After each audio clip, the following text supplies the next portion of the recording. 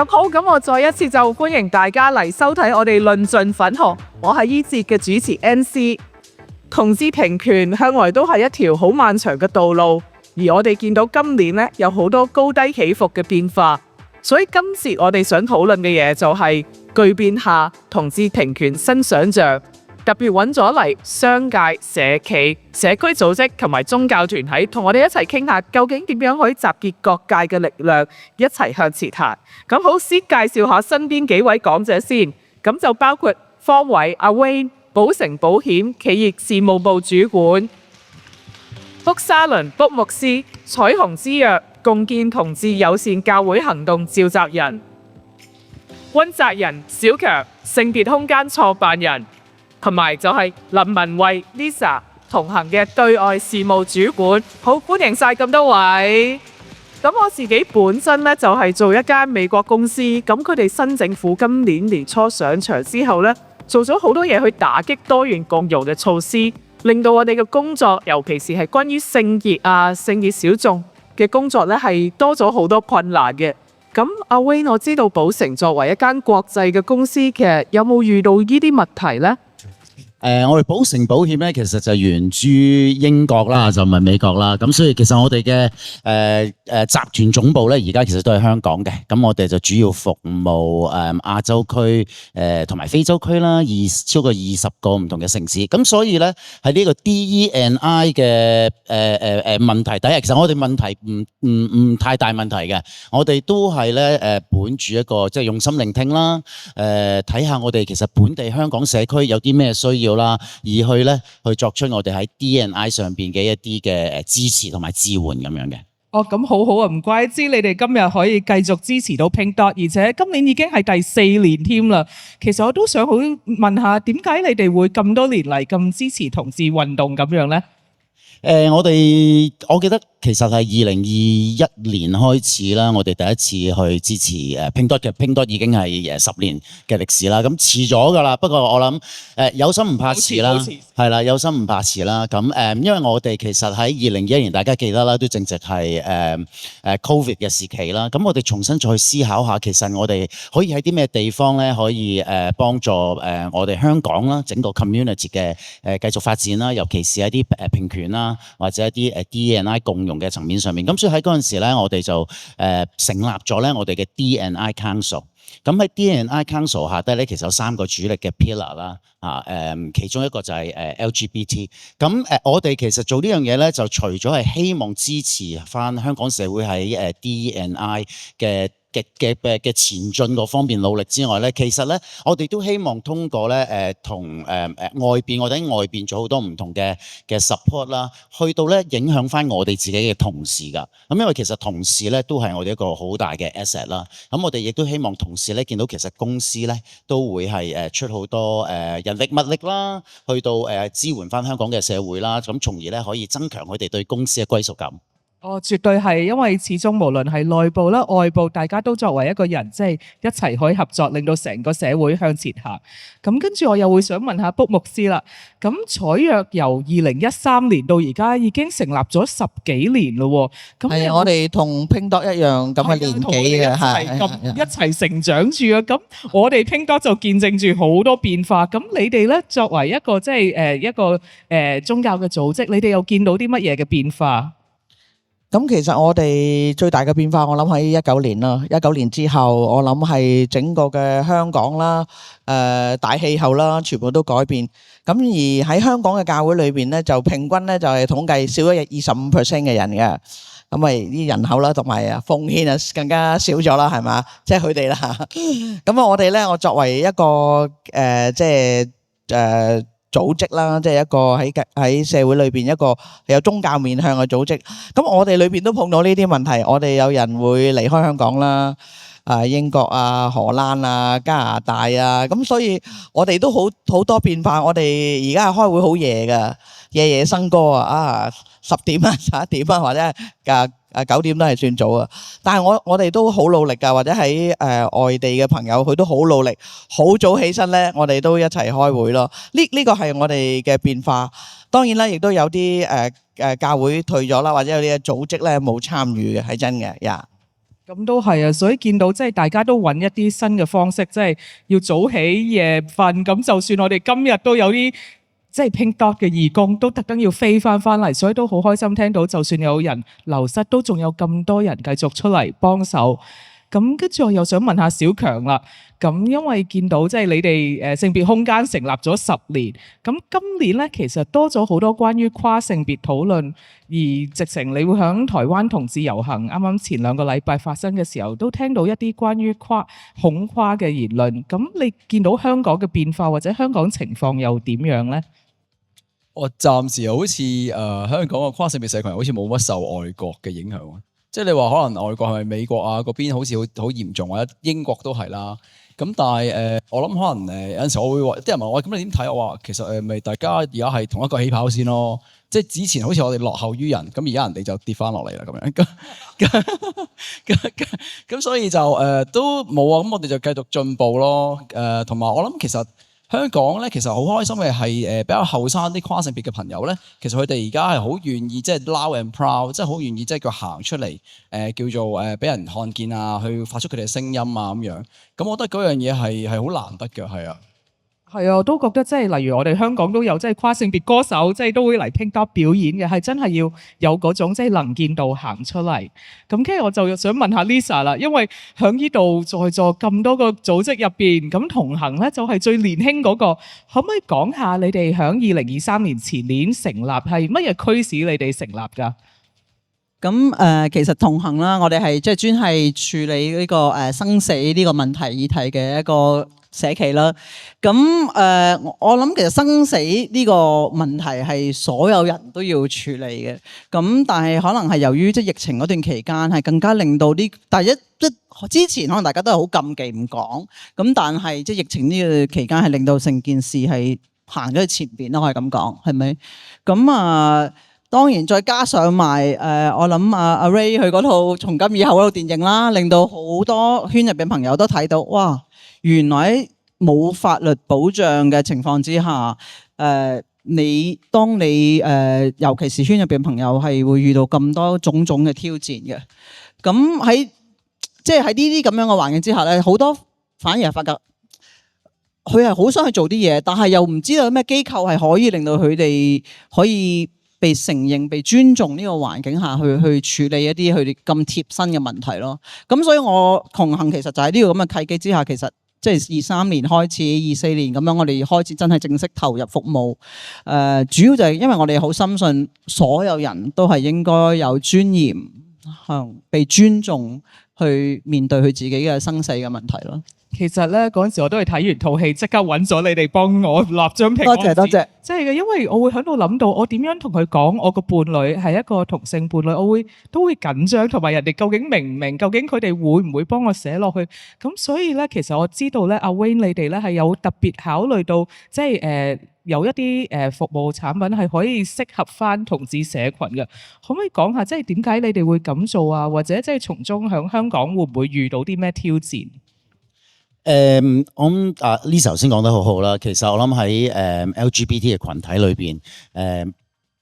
我哋不如咁講，講翻保險先啦嚇。即係我諗其實保險界咧呢幾年都做咗好多唔同嘅嘢，希望可以將嗰個保障咧可以再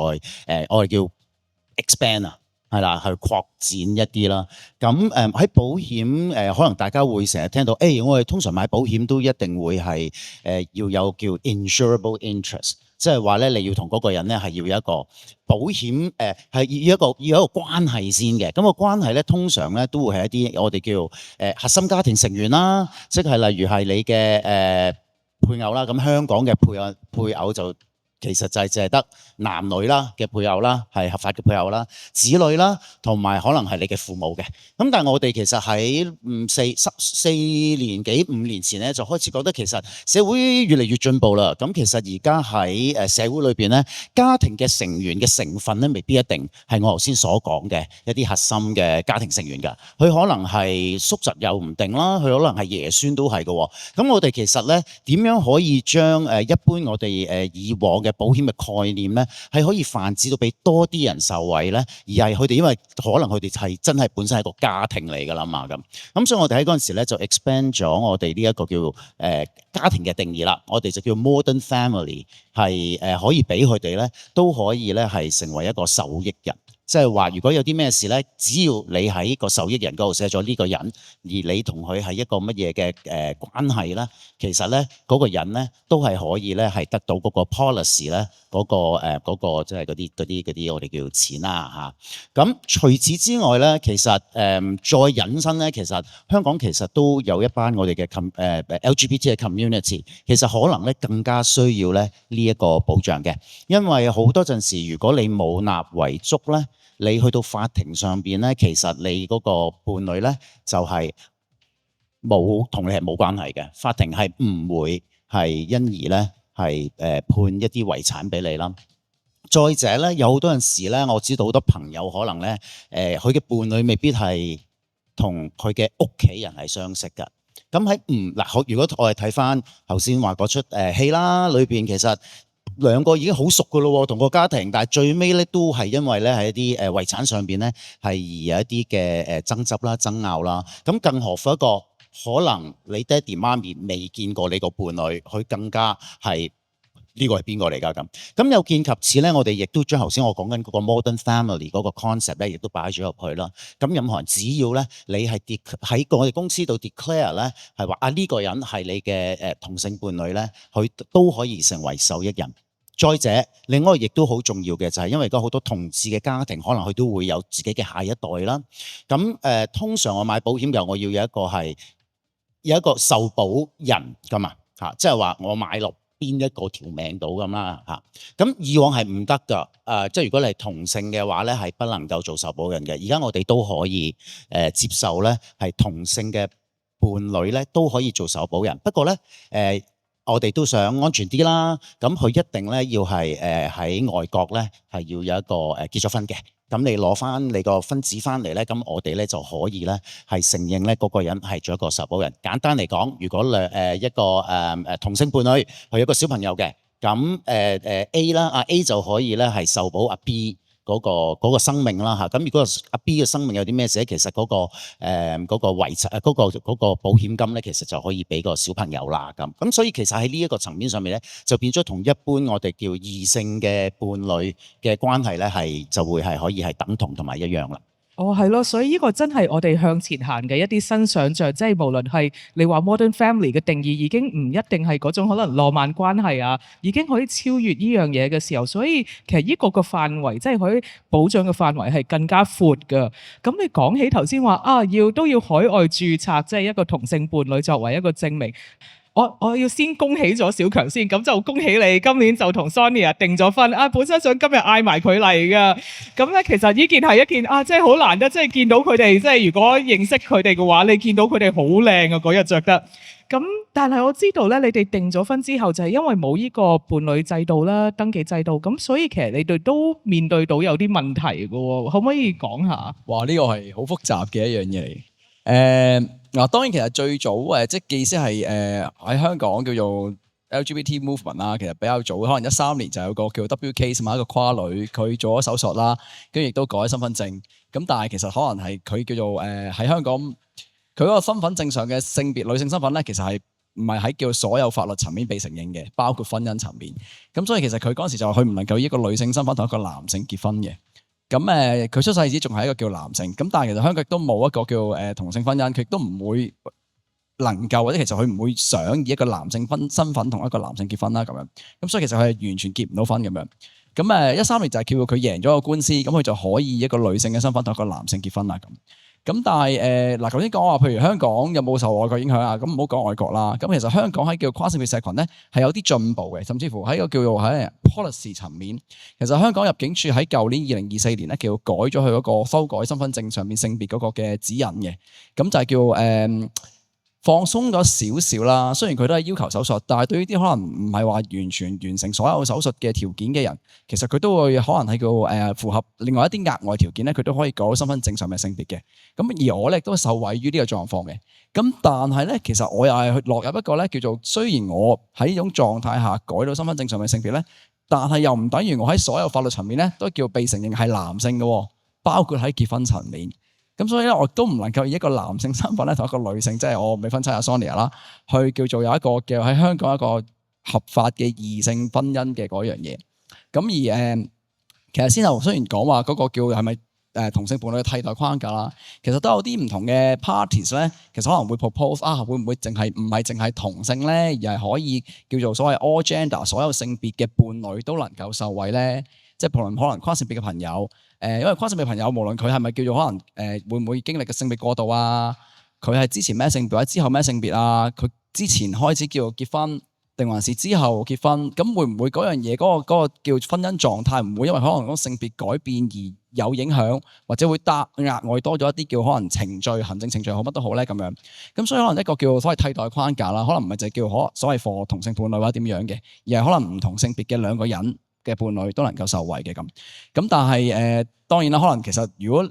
政府都未 ready 講一個叫做同性伴侶框架，其實嗰個所謂包括所有性別嘅一個伴侶嘅框架，可能佢更加未係去到嗰個地步去傾啦。其實絕對係啊，即係好似頭先阿 Wayne 講你哋嘅，即係對於family 嘅一個想像啦。其實之後究竟個性別係咪咁作為一個即係 defining 嘅一樣嘢咧？咁甚至乎係即係響成個法案嘅討論過程，我哋有唔少嘅社區組織都會喺度做，例如問卷調查，究竟乜嘢係一個伴侶關係啊，一個家庭嘅想像。咁所以點解係需要呢啲討論去知道，即係如果我哋有機會再去推呢個法案嘅時候，點樣可以變得更加包容，令到我哋所有性別、所有唔同身份嘅人都可以包括在內。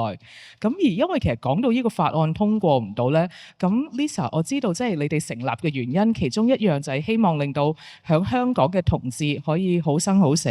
其中一個原因就係因為我哋太少保障啦。咁你可唔可以講下其實我哋缺乏啲咩，同埋你哋要希望我哋有啲乜嘢保障到同志呢？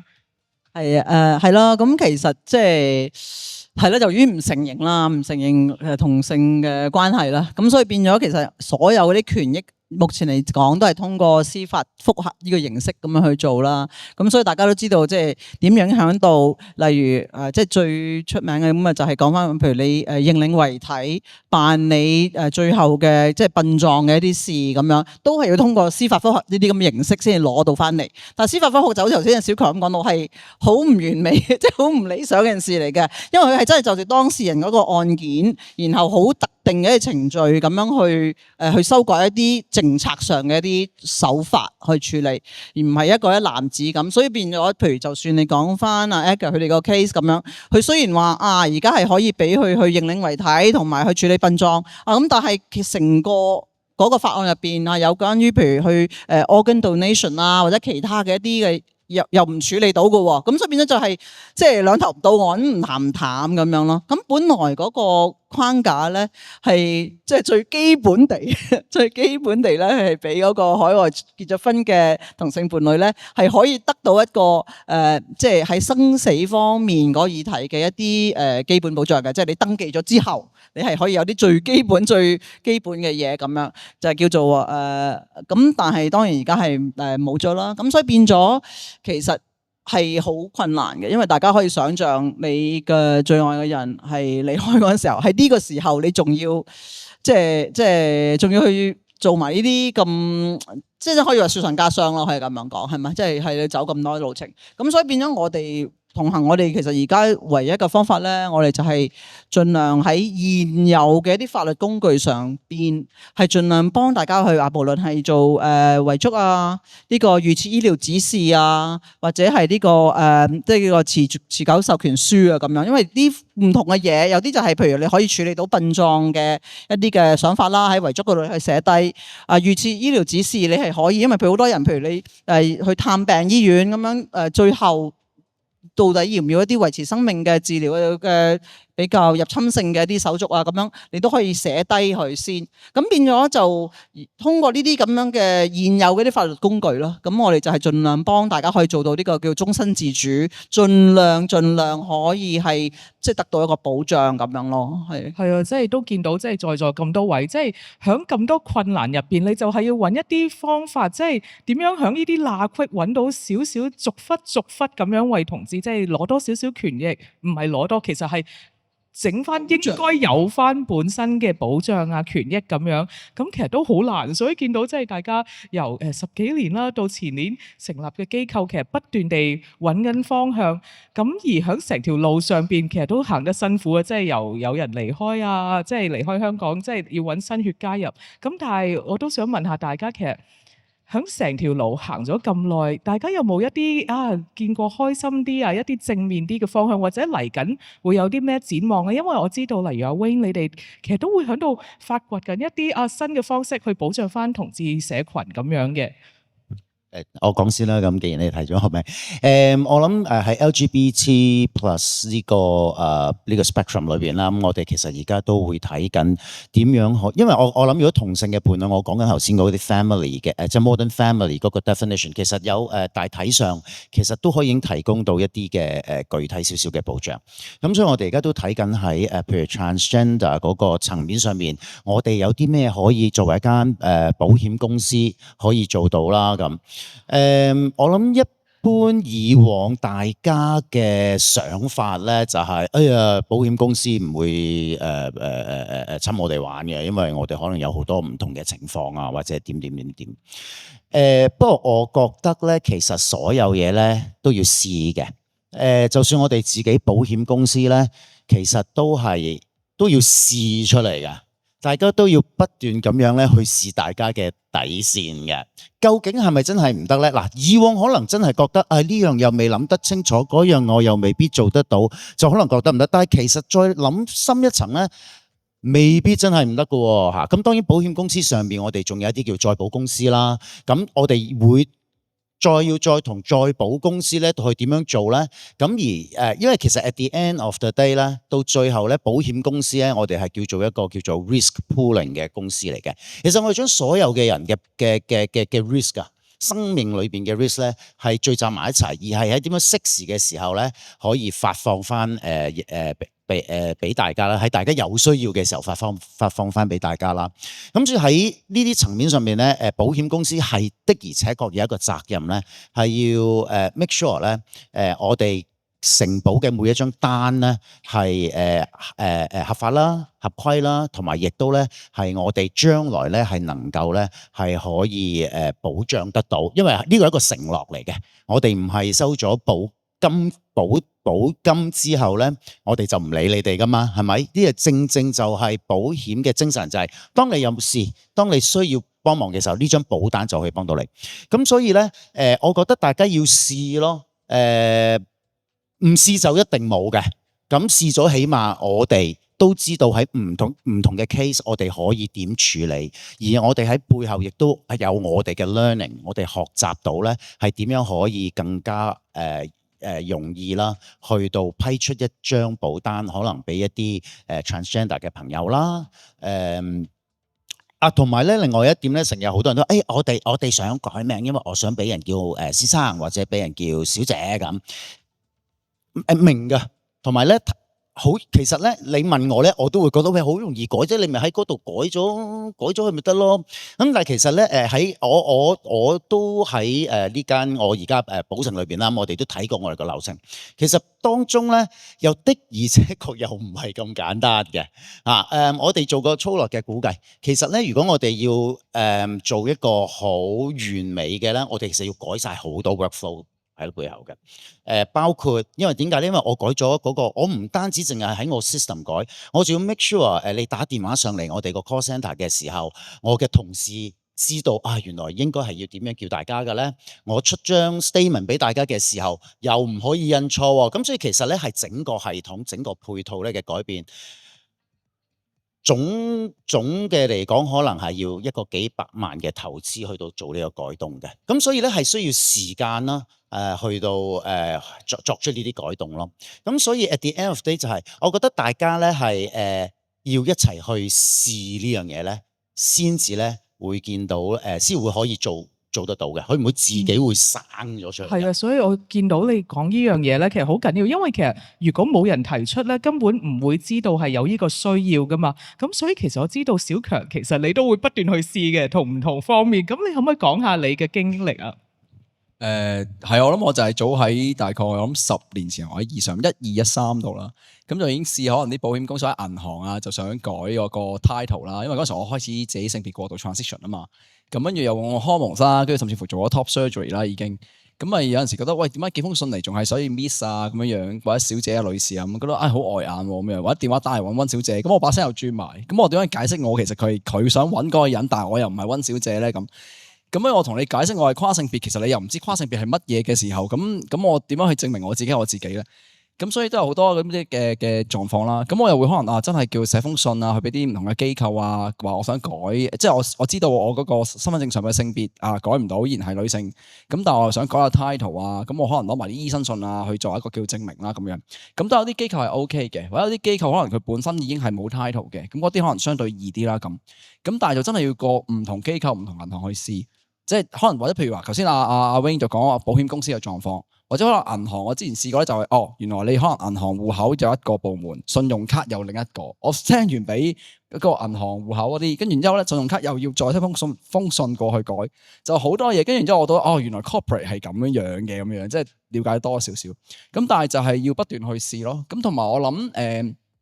個進步就係喺本來可能喺佢哋層面就係一個叫 discretion， 即係個例外例子，佢可能即係叫做去 serve 我咁先算啦。咁但係慢慢可能多一啲其他嘅朋友trans 嘅朋友同佢哋講，佢哋又去試嘅時候，慢慢有啲嘢可能發覺，喂係都真係有唔少唔止一個人有咁嘅需要，然之後就去到一個叫做真係叫 policy， 即係叫政策嘅層面去改啦咁樣。咁或者可能就係一個叫競爭層面，有一間公司得，咁我哋話喂你嗰間公司得，你唔得啊咁樣。咁佢哋就有種競爭心態，即係可能企業就係咁啦，企業文化，咁可能就會慢慢就推動到更加多嘅企業咧，就會有種咁嘅改變咁樣。咁所以我諗呢一種事其實係好重要嘅咯，係啊。其實係啊，因為你唔講嘅時候，根本佢哋連要提供呢個需要唔知啦。咁跟住成個 policy 改變係一件事啦，即係寫咗啦 policy。但係好似頭先阿 Wing 話齋，即係當你打電話打到上去，但係個 CS 都仲係嗌緊你 miss 嘅時候，點樣做呢啲教育咧？咁我知例如阿 Lisa，你哋又做好多方面嘅喎，呢個教育。係啊，因為其實我哋同行，我哋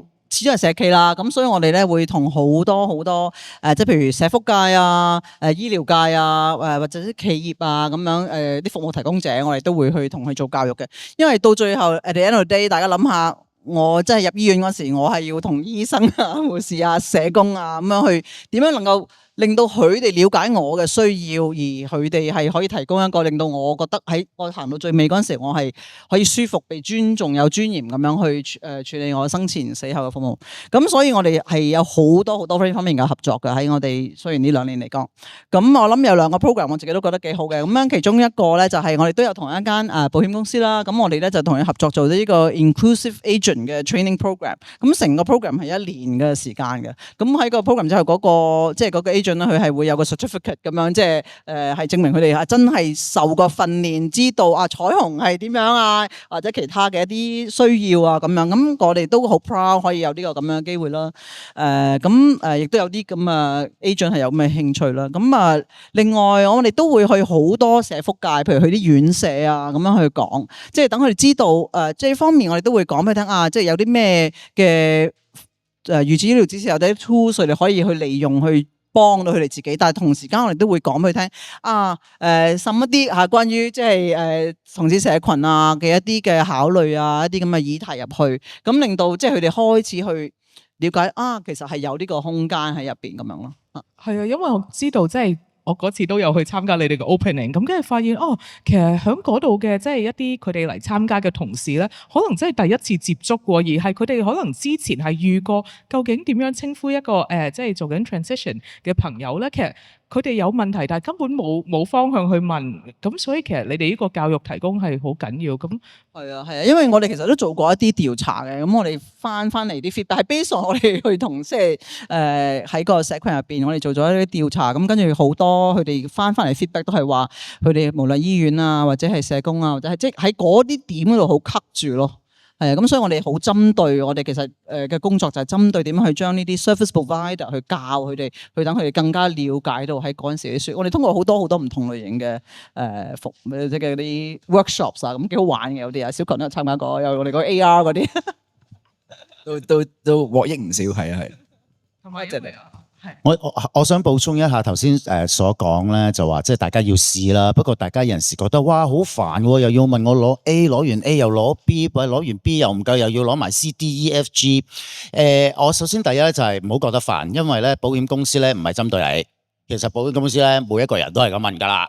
即係如果咧係任何一個其他人都好咧，我哋覺得喺呢個程序我哋想理解多啲，我哋想了解多啲咧，我哋都必定咧係會死纏爛打咁問嘅。咁我諗其實都係翻我最初頭所講啦，因為我哋想 make sure 每一份保單啦，我哋發出去嘅時候咧，將來係真係會有效，將來咧亦都真係會幫到大家。我發出張保單收咗你嘅保金係好容易嘅事嚟嘅，但係之後話俾佢聽，因為你當初冇報啊嘛，你冇話我聽，所以sorry，我而家我幫你唔到啦咁。我哋絕對係唔想有咁樣嘅情況發生。所以點解咧會覺得好煩，問好多嘢？但係其實我唔係淨係問你嘅，個個客人我哋都係會咁問嘅，所以係啦，所以都係啦，盡量提供所有嘅資料啦，呢個係對你哋嘅保障嚟嘅，其實。係啊，同埋我知道，即係當佢問得越詳細，咁我哋提供得啱嘅時候，咁其實個保障係幫翻我哋自己嘅。咁但係其實我哋都需要更多一啲即係能見度，等佢知道其實唔係淨係話問呢個問一次，咁但係會有一個整體佢對即係可能同志社群嘅認識啦。咁所以我知道即係例如卜牧師，你哋都會即係帶唔同身份嘅人，例如入去學校啊，入去唔同地方去接觸個公眾咁樣嘅。咁可唔可以講下即係你哋而家有冇啲咩諗法，想多啲發掘邊啲社群咁樣啊？咁啊，頭先啊，大家都聽到我哋即係人又離開咗香港啊。咁我諗我哋咧就係即係都係諗點樣一個新嘅想像啊，都係俾我哋思考。我相信我哋係一個跨世代嘅傳承啊。我哋嘅 movement 唔係淨係一日，唔係淨係一年。可能要10年，甚至以100年計。所以我相信係我哋係一代一代咁樣去耕耘落去咯。咁而家喺組織上邊，我諗係因為我係第一代嘅召集人啦，跟住啲人走咗，我而家又出翻嚟做召集人。咁我諗係要換人嘅，係嘛？即係要有新嘅人要入去啦。咁另外要加啲組織，或者甚至係以個人佢即係好關心喺呢個信仰群體裏邊，即係可以用個人嘅名義啊去加入嚟。我相信咧咁樣就可以係一股嘅力量啦。咁另外我哋都會關注啲神學生啊，即係譬如佢係性小眾嘅神學生，當佢入到神學院去培育呢啲嘅時間咧，咁我哋又要碌住去睇住，點解？因為佢哋出嚟都係教會嘅領袖啦，咁佢哋何去何從咧？咁我哋都要希望佢哋又成為一股新嘅力量咯。咁呢啲都係一個傳承落去咯。我哋都要諗盡方法嘅，真係要換下召集人咧，諗下方法先。唔好，你繼續要喺度坐陣，因為你要確保佢哋聽啱 order，即係祈禱之餘，唔好停。我喺度嘅，我一定支持嘅。不過咧，就可能有啲即係有更多新血，有更多人可以加入。以老帶亂，以舊帶新啦，有新嘅氣象啊嘛，係啊咁樣。咁同埋你講起學生啦，我知其實阿小強你今年開始教書喎，咁係一個乜嘢個 course 嚟㗎？係。咁其實過去Gender Empowerment 啦，或者我自己個人啦，都有好多機會去可能即係唔同嘅即係 corporate 又好啦、社福界啊、NGO 啊嗰啲甚至乎學校特別係大學啦，唔同嘅科目咧就去做一啲分享嘅，講關於跨性別人士佢哋嘅身份啊，同埋佢哋嘅即係叫做 struggle 啊咁樣啦。咁即係可能對社工學生又有啦，或者對啲準老師啊都有啦，啲唔同嘅 discipline 嘅都有。咁終於一路咁累積嘅時候咧，其實我就喺早2年2023年嘅時候咧，同阿 Sonia 啦佢一齊去即係叫喺中大，因為 Sonia 本身佢喺中大教書嘅，佢 lecturer 嚟嘅。咁啊 propose 咗一個course 啦，就係一個全新。本身我哋 propose 14個禮拜，14個禮拜都係講 transgender， 講跨性別嘅。咁終於佢哋安排咗咧，就係今年25、26嘅時候，第一個 semester 咧就開啦。咁所以我今個 sem 咧就好忙於喺中大咧就叫教書。咁不過今次嘅一個 sem 咧就變咗12個禮拜，所以我將14個禮拜咧就縮咗做變咗12個禮拜咁樣。咁但係就而家都過咗8個禮拜啦，仲有4堂咯我哋。咁就完成咗叫第一次哇喺香港即係其實外國嘅大學咧，即係講話關於即係學習嘅關於跨性別啊嗰啲議題咧 LGBT 嗰啲咧，其實都已經有可能都一段日子㗎啦。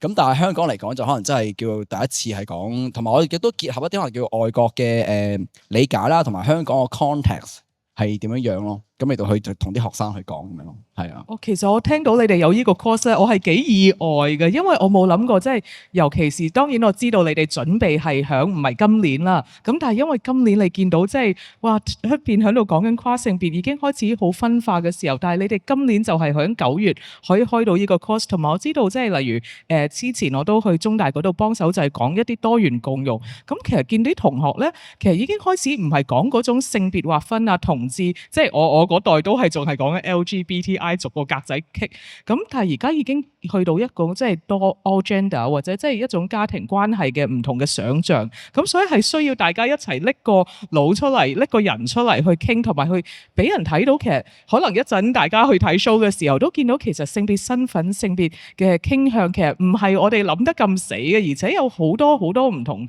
嘅一啲新想像，我哋仲發掘緊嘅。咁所以其實今日咧就好開心聽到大家即係無論喺呢個巨變之下，大家點樣繼續可以努力地一齊揾到一個方向，同埋最緊要我聽到一樣嘢就係唔好唔試。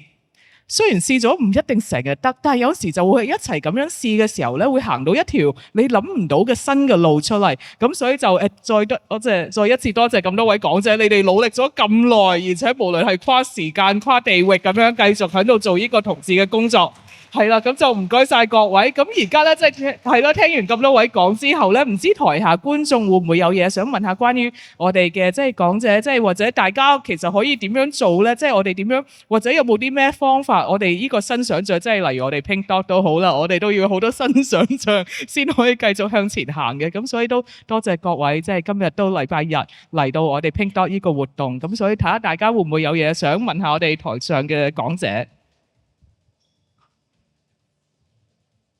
我哋會唔會有咪可以俾到？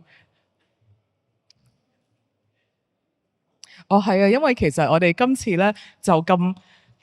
啱咧，就係喺一個室內嘅地方，咁咧就唔使好似我哋之前咧有時要好大個空間，所以都要攞翻支咪先。好，咁細細老師 ，Hello，細細老師，咁咧就有3個問題，好多問題。第一個問題咧，我想理解下咧，從有2位都係商界啦。喺你哋而家經歷緊呢一輪香港嘅一啲嘅譬如同婚有啲阻滯啊，或者咧我哋發覺咧，好似喺個社會氣氛上面咧，對性小眾咧都未算好友善嘅時候咧，有冇發現一啲現象係影響咗一啲人才留喺香港，尤其是性小眾嘅人才？或者甚至影響咗咧喺國際上邊有啲公司佢哋本身入邊擁有幾多性小眾人才，唔敢再嚟香港去發展咧？有冇咁嘅現象咧？第二個問題，我想問下潘牧師咧，當喺呢個社會上邊，對於呢一種關於人與人之間嘅愛，佢哋出現咗越嚟越唔敢去付出、唔敢去表達嘅時候咧，喺教會會唔會其實都承擔緊唔少嘅壓力？係啲人走晒入教會裏邊去攞關懷啊，定係佢哋覺得教會都幫唔到手，離開晒教會咧？咁第三個問題咧，我想問阿 Lisa 問下咧，其實幾年前我太太走嘅時候咧，我係經歷咗好不知所措。咁後嚟咧，佢就好似咧發現原來同人開始做嘢啦咁樣。我覺得係見到一線曙光。但我睇見咧，你哋似乎暫時比較傾向咧，唔知係我理解得唔夠，都係喺前期教育多啲。咁呢個我覺得係好重要，因為社會如果得唔到教育咧，有當事人喺面對佢自己，尤其是一啲佢都兩個未出櫃嘅一對伴侶，佢哋面對生死嘅時候咧，係去到邊都碰壁。去到邊都好尷尬，咁呢個喺你哋嚟講，而家做緊嘅公眾教育係十分重要。但係當佢哋兩個經歷緊嗰個生死邊緣，面對好多問題嘅時候，佢哋真係需要同行啊！咁我唔知道，譬如保險方面，我嗰陣時咧就真係好多謝保牧師幫我，係一直陪住我經歷嗰個過程，由頭到尾幫住我哋。但係唔係個個係基督徒啊嘛？咁你哋嘅機構有冇呢方面嘅服務咧？比較貼身喺個過程裏邊，俾佢哋知道，如果冇親戚朋友，佢唔係有教會或者宗教團體同行嘅時候，你哋有冇呢個服務咧？咁樣唔該晒細細老師，即係都係咯，都聽到你即係一啲個人分享，咁都好彩，即係卜牧師一路陪住。咁睇下你哋邊位會想開始答先？我哋答咗第一條問題先啦。我諗的而且確喺 DE&I 其中一個我哋點解我哋想推動嘅就係因為其實越多唔同嘅人可以有一個冇即係撇除晒所有嘅 discrimination， 佢能夠可以喺一個 organisation 裏邊咧 be 佢個即係 true self 啦，去到發揮佢嘅所長咧，其實呢一個就正係我哋 D&I 嗰個想法。香港作為一個大都會啦，亦都係一個國際大城市啦，其實係的而且確咧，需要係有更多一啲嘅我哋叫友善嘅措施啦，去吸引咧外國嘅人嚟到香港。如果唔係咧，其實咧長遠嚟講係好難咧維持香港作為一個國際都市啦，或者幾個國際金融中心嘅地位嘅。我諗之前有好多就算 court case 都有講過啦嚇，咁亦都坊間其實亦都有好多人講過話喺呢一方面我哋都的而且確咧係需要 be more progressive 嚇，希望可以咧吸引到唔同種類嘅人咧都可以嚟到我哋香港咧去發展啦。呢個係其實對我哋香港嘅經濟啦，對我哋香港整體嘅發展都有一個好正面嘅作用㗎。係啊，同埋因為我會見到直情係響外國嚟嘅同事咧，佢哋會預設咗香港作為即係響亞洲即係四小龍一個咁前進嘅城市，佢哋會意外居然我哋對同志嘅保障係低到咁樣嘅。即係你喺度諗下，泰國都過埋嘅時候，真係唔會諗過，哇！乜要同 HR 講話，我帶唔到自己伴侶嚟，我要用其他方法。咁所以其實係反而係一個已經預設認為香港有而發現我哋冇嘅時候咧，咁樣其實會扣咗分嘅。咁所以就係咯，呢個係我留意到，即係關於外國要嚟嘅同事。咁好簡單嘅啫嘛，你揀，如果有咁多地方俾你揀，你揀一個地方我去到㗎啦，我唔會揀個地方我去唔到㗎嘛。係咯，咁就係咯，咁或者卜牧師又分享下。咁咧，我諗我哋從來都唔會因為任何人入教會，即係佢有唔同嘅目的啊嚇，即係佢即係俗稱嚟攞嘢。咁我哋從來都唔會擔心嘅。其實，因為佢嚟識人，我哋都唔會擔心，因為每個人都係會有唔同嘅目的嚟到教會。不過我哋最希望佢同上主 encounter 啫，即係喺呢個過程裏邊。咁啊，當然咧，如果一啲人去傳統教會嗰啲，都係幾備受傷害嘅，因為可能係不被接納啊，即係一係隔離嗰間啦，或者你去拗直啦嚇，即係等等啦。不過我諗啊，即係喺我哋彩虹之日裏邊嘅組織裏邊嘅教會啊，無論係九龍佑寧堂啊、基恩之家啊、眾樂教會啊，我相信我哋都係非常之歡迎同埋擁抱性小眾啦。咁係嘅，可能佢開頭咧佢會覺得恐懼啊，或者咩？我相信又因為喺主裏邊嘅愛啊，同埋聯繫咧，個人可能會走出一啲恐懼咯。咁譬如我哋嚟緊都會有個共融崇拜，11月22號可以賣廣告啊。咁咧愛裏邊冇懼怕，即係我哋可能懼怕之下咧，我哋會驚啊，會分隔。但係無論係 T 啊，我哋又唔會恐懼啊。無論係任何人咧，即係其實傳統教會佢哋就係恐懼啫嘛。但係我相信喺愛裏邊冇恐懼，就好似拼多一樣啦。我哋強調咧，呢個愛其實愛係永不止息噶嘛。就喺呢個社會裏邊都係有愛嘅呈現啦。不過當然啦，一個人佢可能慢慢去到教會裏邊，因為感於耶穌基督大愛，去到會都會成長，即係唔係淨係攞嘅，我哋都可以俾人哋嘅，係啊。所以今日揾你嚟係啱嘅，同我哋嘅主題 Live to Love, Love to Live 係可以即係有一個共鳴嘅。咁所以最後想聽埋 Lisa 嘅少少回應。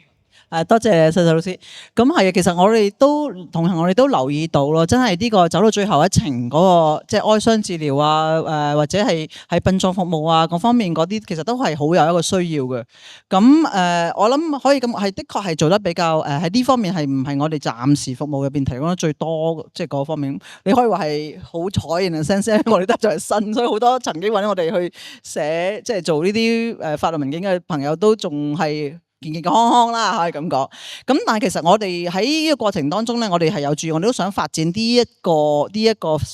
factor 嘅。咁我哋點樣做咧？其實咧喺哀傷治療嗰方面咧，咁因為我哋會同好多唔同嘅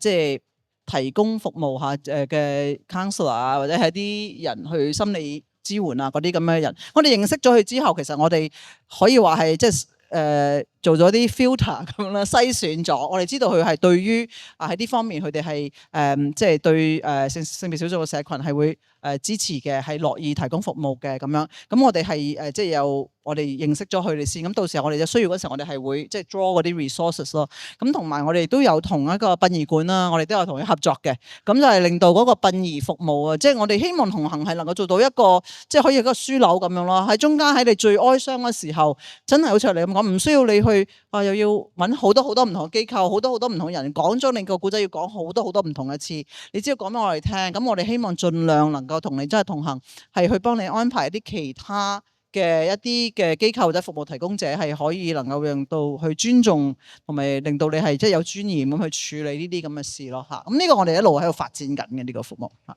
係啊，所以見到其實呢條路係繼續要行落去，同埋係真係需要好多唔同各界一齊，包括大家在座，即係從個人到公司到社企、宗教組織、社區組織，所有人要一齊行出嚟同埋去試。咁所以都見到大家繼續努力之餘咧，咁在座各位都繼續行出嚟。所以就再一次多謝各位今日同我哋嘅分享，唔該晒 Wayne、牧師、小強、Lisa。好，咁就希望下一次再見。Thank you。多謝。Thank you。多謝。